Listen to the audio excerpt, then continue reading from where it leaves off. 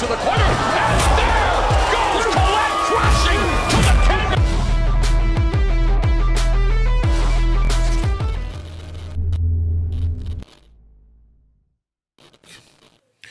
Vous qui pensez que l'amour inconditionnel n'existe pas, regardez-moi cette vidéo.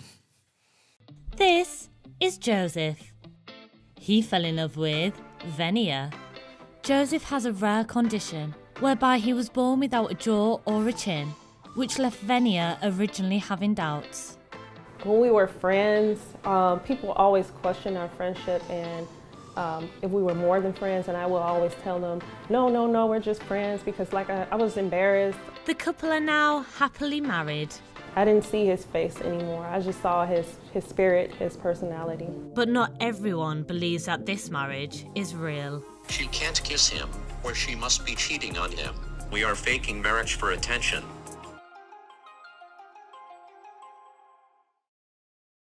Today we're doing pancakes. And pancakes will make you fat, so try not to do too many. So once they're finished, then I'll blend it up. I'm gonna make me some eggs. She makes my pancakes really good. Hey, my name Joseph. This is my wonderful Empress Venia, and I was born without a jaw. Me and my husband Joe, we've been together for 2 years. When I first met Joe at work, I seen him walk into the building, and it was early in the morning. And when I saw Joseph, I was thinking to myself, am I really seeing this? Because like I said, it was early, and I'm like, am I really seeing what I'm seeing? And I didn't want to talk to him because I felt like I knew I was curious, but I didn't want to be rude and ask him what happened, because I was just having all these assumptions of what happened to him. Until finally one day, he just, he mentioned it with somebody else, and then that's when I found out he was born without a jaw. I was born with the condition of autofacial. That is when the person is born without a jaw or a chin. With that condition comes things like my hearing lost and the ability to can't smell as good as normal people would smell. Growing up like I am, it was a hit and miss, because I don't expect everyone to accept me, but I got all kinds of responses. Responses such as people running from me because they are scared, or they would scream or cry. But on the flip side, I do have people who love me and they do not see this condition. I realized I had feeling for her on the second day I seen her after me helping her out.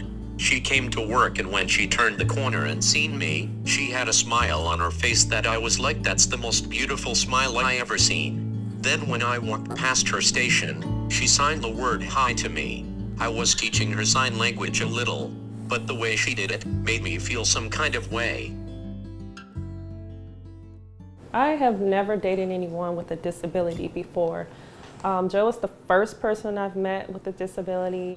When we were friends, people always question our friendship, and if we were more than friends, and I will always tell them, no, we're just friends, because I was embarrassed, I was ashamed.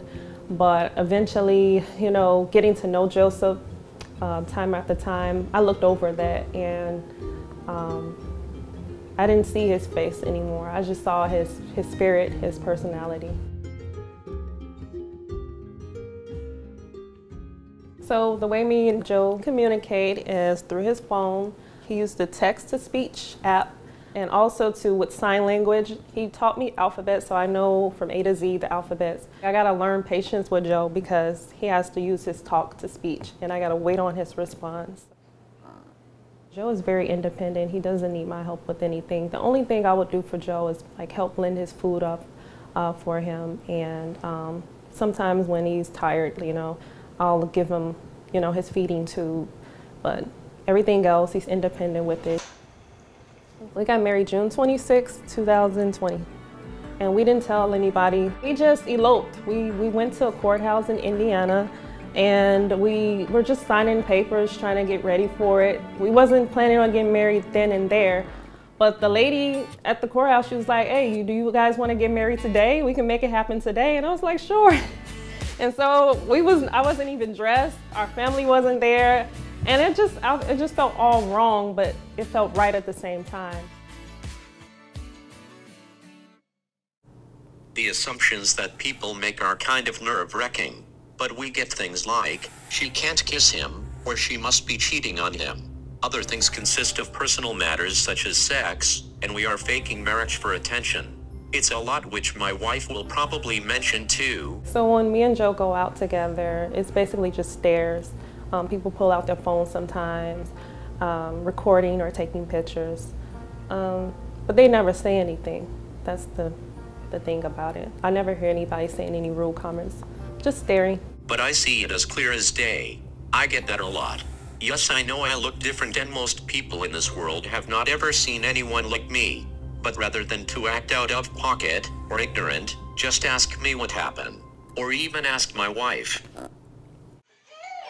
So my mom, when she first met my husband Joe, she was not pleased because she didn't like the fact that we didn't have a wedding and she didn't know. When I first saw Joe, I was taken back by his physical handicap.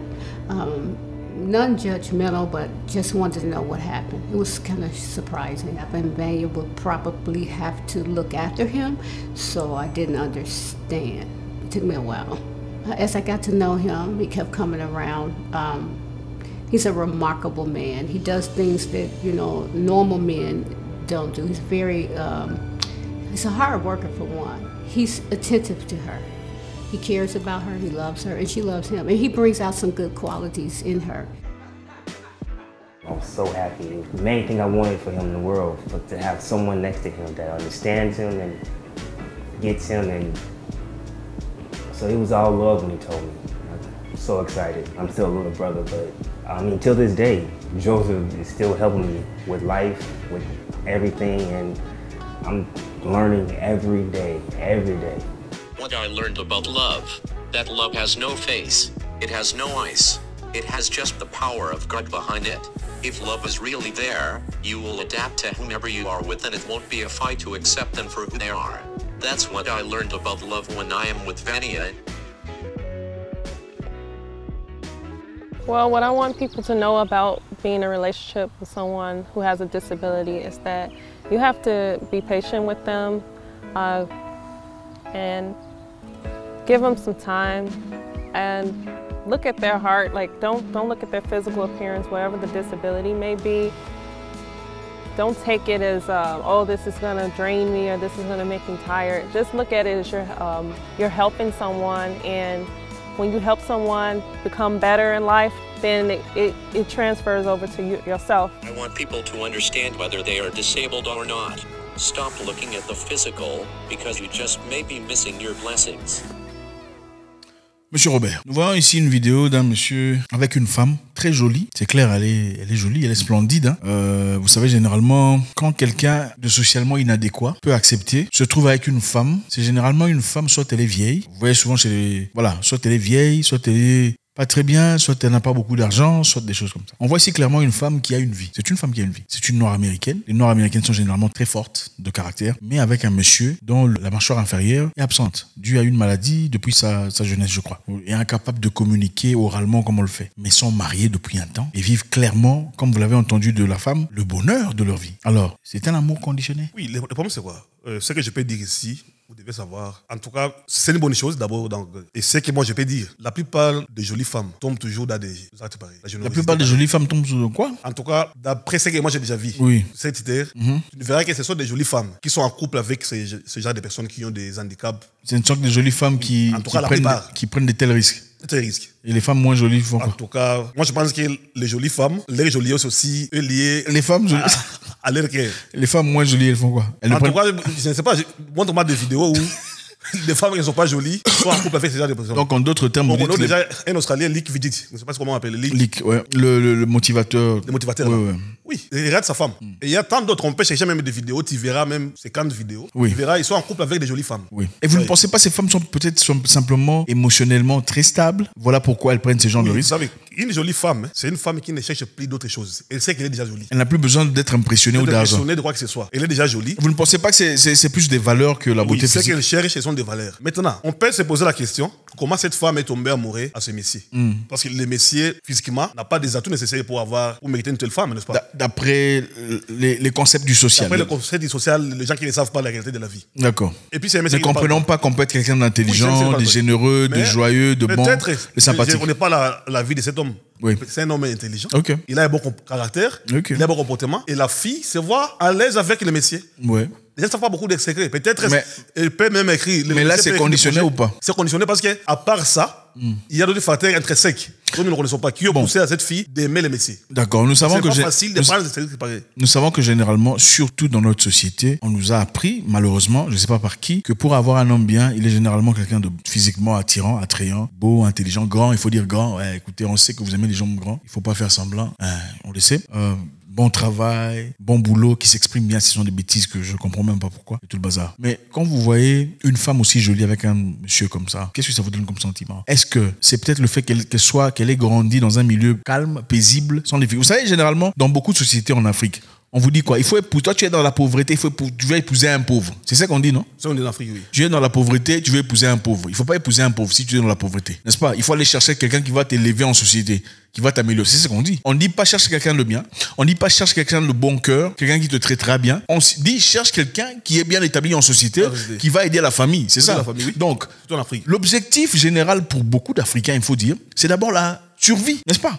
Donc les gens, dans l'amour, on ne cherche pas l'amour. Principalement, d'abord, on cherche la survie. En Afrique, on dit que la beauté d'un homme, c'est sa poche. Oui, on cherche d'abord la survie. On dit, bon, va d'abord, tu vas commencer à l'aimer après, n'est-ce pas? Bon, est-ce que ce n'est pas parce que je sais que ce n'est pas limité en Afrique, mais c'est beaucoup plus en Afrique, il faut l'admettre. Est-ce que ce n'est pas peut-être parce que cette fille est venue d'une famille stable, une famille normale, une famille qui n'a pas eu beaucoup de blessures, parce que les blessures jouent un rôle important? C'est peut-être la raison pour laquelle elle s'est choisie un homme comme ça. Non, elle est une fille de standard. Ou bien vous pensez que c'est seulement parce qu'elle Elle est a la jolie? maturité émotionnelle de ce. Donc c'est une fille qui a compris la vie. Elle ne cherche plus l'argent. Non, elle ne cherche plus l'argent. Ok. Elle sait que tout éphémère, ce n'est pas l'argent qui fait à ce qu'un couple puisse émerger. Mais plutôt, curieusement, vous avez dit que les femmes gèrent très mal l'honneur et l'argent. C'est pas paradoxal, vous ne pensez pas?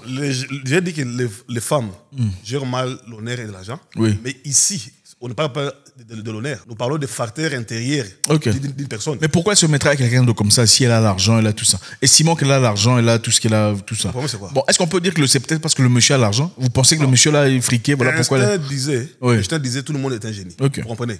Ce monsieur-là a un handicap, mais c'est un génie. Il a un don peut-être dont nous ignorons, qui a fait assez que cette fille, peu importe son handicap. Bon, l'Australien, nous savons que c'est quelqu'un de très intelligent, ok? Le monsieur dont on vient de voir la vidéo, le noir américain, ce n'est clairement pas un génie, sinon on le saurait. Bon, il n'est pas un génie, mais si vous vous souvenez bien de la vidéo, je pense, il y a un endroit où la fille dit que non, c'est un gars qui le met à l'aise, donc il est sympa. Vous voyez, même si le monsieur ne parle pas, même dans les textos, tu vois, il y a des façons de communiquer qui peuvent amadouer l'esprit d'une personne. Donc certaines femmes peuvent aimer sans condition, condition de société, n'est-ce pas? Oui, pas de conditions sociales, mais le fait aussi d'aimer son comportement. C'est une condition, si on peut le dire. Je sais que ça sonne mal. Bon, moi je pense qu'il est important de mentionner ici que déjà, les gens cherchent des choses très différentes, partant d'une société à une autre, d'une communauté à une autre, d'accord? On se dit généralement en Afrique. Il y a l'Afrique. À part l'Afrique, il y a des pays. Dans chaque pays, il y a des choses qu'on cherche. Il faut le dire. Et si on le dit, ce n'est pas séparé. C'est dire la vérité. Il y a des pays où les gens cherchent seulement l'argent. On le sait. Il y a d'autres pays où on cherche moins. Où on cherche d'abord le caractère, le comportement. Bon, s'il y a de l'argent, il y a de quoi de vivre, c'est bon. Sinon, il n'y a pas. Bon, il faut le dire, il faut l'admettre. N'est-ce pas? Maintenant, dans notre communauté, on nous a appris qu'un homme, c'est quelqu'un qui a de l'argent. Un homme vrai, un homme bien, celui qui a le meilleur des hommes, c'est celle qui a un homme qui est friqué. Vous avez une belle maison, une belle voiture. C'est d'abord ça, il faut dire la vérité. Ce qui n'est pas vrai. On ne dit pas qu'on a besoin d'un homme qui est leader de sa famille. Voilà. On ne dit pas qu'on a besoin d'un homme qui est protecteur de sa famille. On ne dit pas qu'on a besoin d'un homme mentor à ses enfants, à ses garçons. On ne dit pas qu'on a besoin d'un homme qui est sage, qui est bon, qui est gracieux. On dit d'abord, cherchant quelqu'un qui va vous sortir de la pauvreté. Il a fait quoi comme étude? Oui. Qu'est-ce qu'il gagne par mois? Il est issu de quelle famille? C'est pour dire que les raisons pour lesquelles on cherche un homme, je pense que dans beaucoup de communautés doit changer, principalement dans la nôtre. Je sais qu'il y a des femmes bien. Ces femmes bien là généralement ne sont pas en compétition avec les hommes. Voilà. Okay? Ce sont des femmes qui comprennent que je suis une femme, je ma place dans la société, mon mari a sa place, mon homme a sa place. Peu importe ma situation sociale, c'est l'homme. C'est comme ça. C'est papa, maman et les enfants. Ça, c'est ceux qui ont gardé la culture. Pour les autres qui veulent devenir des boss lady, tout ça, pour finalement dire je n'ai pas besoin d'un homme, je suis une femme indépendante, pour finalement faire 3 enfants avec 4 papas différents, ça c'est un autre contexte. Et généralement, sont celles qui veulent principalement une personne qui puisse pouvoir sur le plan financier. Les autres femmes ne sont pas vraiment dans cette histoire-là. Du moment qu'elle a un peu d'argent pour faire ça, quand elle en a besoin, évidemment. Ce n'est pas pour dire qu'on veut qu'elle soit dépendante. C'est pour dire que si elle choisit de ne pas être indépendante, puisqu'il y a des femmes qui choisissent de ne pas être indépendantes, elles choisissent de rester une femme à la maison, d'entretenir la maison, prendre soin des enfants, prendre soin de son mari, soigner son foyer, sans nécessairement donner 90% de son temps à son patron. Parce que la réalité, c'est que quand tu es indépendante, ou peu importe, tu travailles dans une organisation, tu dois répondre à quelqu'un. Tu dois répondre à qui? Au patron. Comment dire? Si le mari te dit, dimanche, je veux que tu sois là, et que tu ne peux pas être là, tu diras quoi? Je ne peux pas être là, n'est-ce pas? Je vais aller à l'église. Mais si le patron te dit, dimanche, il faut venir ici, tu iras à l'église? Non. Ok. Voilà. Qui est le boss maintenant de la famille? C'est le mari ou c'est le patron? C'est le patron qui est devenu le boss. Parce que là, il a de l'intérêt. Vous comprenez? Donc, c'est ça le problème qu'on a. Mais moi, je pense que du moment où la femme peut devenir tout ce qu'elle veut dans la vie, président de la République, ministre de la Liberté, politicienne, au sommet de tout ce que vous voulez. Mais à partir du moment qu'elle arrive à la porte de la maison, elle laisse tout ça dehors. Voilà. Elle redevient maman. C'est un peu ça. Hein, chef de la maison, cadre de la situation. C'est ça qu'on veut. C'est ça qu'on est en Afrique. Et puis moi, je peux dire, le point capital, c'est la paix. Je peux voir que ce couple-là, ils vivent en paix. Il a la quiétude. Absolument. Tout à fait. Ce sont des gens qui sont errés. Et quand tu es erré, peu importe les problèmes financiers qu'on sort, tous ces gens. Tout à fait. C'est la paix. C'est-à-dire, la femme se sent aimée, l'homme se sent aimé. Donc, ils sont errés, puisque beaucoup de couples qui marchent. Mais je suis de ceux qui pensent qu'il est essentiel de chercher quelqu'un de similaire à soi. Sur le plan valeur, c'est très important. Pas sur le plan comportement, pas nécessairement, mais sur le plan valeur. Qu'est-ce qui est important? Quels sont les piliers de vos valeurs? La spiritualité, l'intégrité de la famille. Pour Aki, c'est l'argent. Ok. Si toi tu es quelqu'un dans l'intégrité de la famille et elle est plus dans l'argent, vous n'allez pas vous entendre. Jamais. Parce que toi tu vois comment vous allez progresser en famille, dans une direction, peu importe comment c'est. Elle voit, je vais faire de l'argent. Je vais montrer mon chiffre d'affaires. Vous êtes dans 2 mondes complètement différents. Et c'est la raison pour laquelle elle commence finalement à te comparer avec ses amis qui sont patrons, ou tu vois, vice versa. Et je pense que c'est là où ça peut quelquefois poser des problèmes. Mais en attendant, monsieur Robert, je pense que vous avez manqué les mots là. Je crois que l'amour inconditionnel existe. D'abord partons des bases générales. Il est tout à fait normal d'aimer quelqu'un pour des raisons, sinon on n'aimerait pas. Donc vous aimez les femmes parce qu'elles sont loyales, vous aimez une femme parce qu'elle est travailleuse, courageuse, vous aimez une femme qui peut te défendre, n'est-ce pas? Donc c'est normal. Vous n'aimez pas seulement une femme parce qu'elle est femme. C'est ça le problème. Mais d'une part, il y a une condition dissimulée qui est là. Peu importe le facteur. Mais cette condition ne peut pas. Il y a une condition qui justifie votre masculinité. Qu'est-ce qui montre que vous êtes un homme? Voilà. Est-ce qu'on enlève ça pour dire que c'est. Il faut qu'on enlève ça pour dire que comme ça sera juste. Non. Il faut remplir ces conditions pour être un homme, n'est-ce pas? Physiquement, il faut remplir certaines conditions. A, B, C, D. Lui, c'est un homme, n'est-ce pas? C'est normal d'avoir des conditions pour aimer quelqu'un. Encore une fois, je ne pense pas que c'est normal de toujours pleurnicher. Oh, elle est matérialiste. Oh, elle veut tout ça. Elle m'aime pour. C'est normal. Il faut qu'on t'aime pour quelque chose. Tu dois représenter quelque chose en société. Tu ne peux pas être vide espérant de recevoir l'amour. Tu es en train de promouvoir le matérialisme. Je promeux la grandeur d'esprit. Les hommes doivent monter leur niveau. Écoutez, quand tu montes ton niveau à un certain niveau, tu ne cours plus après les femmes. D'ailleurs, ça devient facile. C'est quoi? Oui, parce que c'est elles qui font le premier pas. Plus auprès des femmes. Et si elle ne fait pas le premier pas, elle te facilite la tâche en tout cas. Stable. Pardon? Tu ne peux jamais t'obstiner si tu n'as rien en poche. Ce n'est pas seulement financièrement les stable. hommes, lorsqu'ils sont stables financièrement, ils s'obstinent. Moi, je t'ai dit, tu vas s'obstiner devant quelle femme? Tu n'as rien, tu n'as pas même une voiture. Oh, toi, tu t'habilles mal. Tu vas s'obstiner devant qui? Toi, tu veux être pauvre toute ta vie. Non, être pauvre comment? Et alors, qui veut être pauvre? Personne ne veut être pauvre. Du moment qu'on vivra dans un monde capitaliste, M. Robert, qu'on le veuille ou pas, on aura besoin d'argent. On a besoin d'argent pour vivre, pour avoir le courant, pour avoir de l'eau, pour avoir à manger. Il n'y a pas d'amour sans eau, sans bouffe, ça n'existe pas. Je sais, mais l'argent ne doit pas être la clé de toutes choses. Ok, tandis d'accord. que l'argent est important, mais l'argent n'est pas la solution de toutes choses. Mais on parle de quel argent? Il y a argent, et argent pour acheter le courant, pour acheter à manger, pour avoir quand même des habits, lui acheter un parfum. Ça, c'est tout à fait normal. On ne peut pas se plaindre pour ça non plus. C'est ce que tu parles là, ce sont des théories. Ce ne sont pas des théories. On parle de l'argent. Monsieur, beaucoup de femmes... J'ai écrit 3 livres à ces propos, M. Robert. Si vous voulez, je peux vous en offrir. Il n'y a pas de souci. Si vous voulez, je peux vous emmener en expériment ce soir, même pour voir comment ça se fait. Vous donner un peu de oomph, de connaissance de masculinité, de moins cassant, si vous désirez. D'accord? Vous n'avez pas besoin de dire bonjour à qui que ce soit. Ça commence. Bonjour, comment allez-vous? Bonjour, je vous ai vu quelque part. Je vous apprends tout ça, c'est pas grave. Ce sont les choses simples. Mais en toute sérénité, je pense que l'essentiel ici, il faut se préserver. Ne pas oublier les valeurs, d'accord? Les valeurs d'abord. Il y a des hommes très intelligents, des hommes très bien qui n'ont pas beaucoup d'argent. Il ne faut pas les mettre à l'écart. Il ne faut pas les oublier. J'encourage ces hommes à travailler. Tout le monde doit travailler, bosser. Mais je ne vous demande pas de devenir tous millionnaires. Ce n'est pas ce que je dis. Parce que devenir un homme, ce n'est pas nécessairement devenir millionnaire. Devenir un homme responsable, c'est assumer ses responsabilités de la maison. Moi, je suis issu d'une famille où mon père n'a jamais été riche. On n'a jamais eu de voiture. En tout cas, pas depuis que je suis né. J'ai jamais vu. J'entendais mes frères dire, ah, papa nous emmenait dans la voiture. On partait dans les années, on partait dans la voiture. Moi, j'ai jamais vu ça. Mais je ne suis pas un homme aujourd'hui. Je suis un homme. Ce qui m'a inculqué, ce sont les bonnes valeurs de masculinité, de force, de never back down. Un homme, quand il prend une décision, il ne rentre jamais derrière. Quand c'est pour son avenir. Je pense que c'est ça. On oublie ces hommes-là. Ces hommes qui sont intègres, ces hommes qui sont vrais, ces hommes qui sont sages, ces hommes qui sont fidèles.